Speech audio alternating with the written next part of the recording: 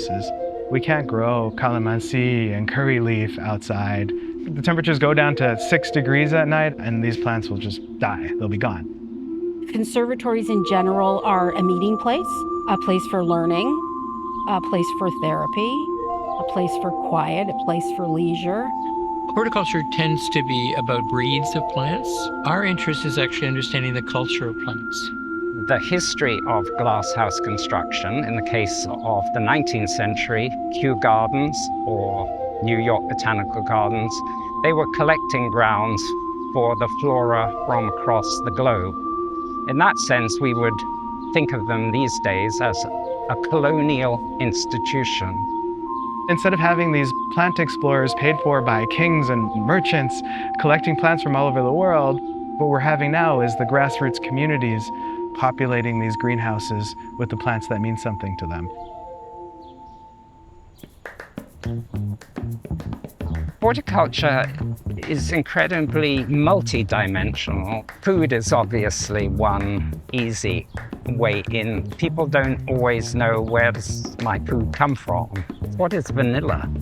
For many, it comes out of a bottle, but the bean itself, which is an orchid, is something which we can grow under glass.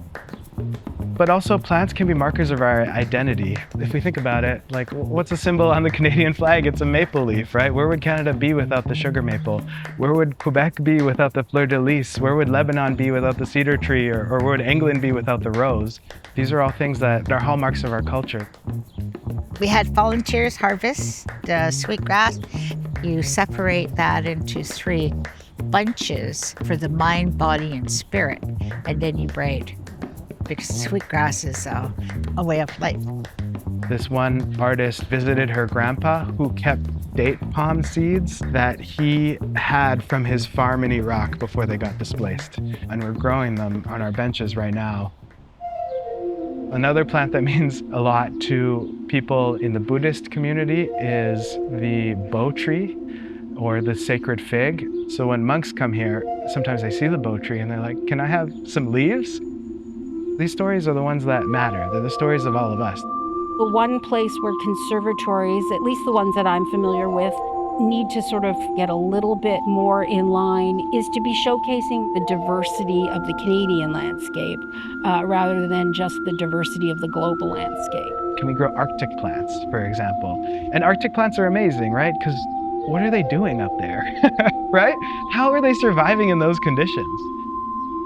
I wouldn't be surprised if a lot of future medicines come from plants that grow in these conditions. They're under extreme threat with climate change. So what I'd really like to do is create a new greenhouse where we can really explore and unpack those plants. One of the ideas is the expansion of the glasshouse complex.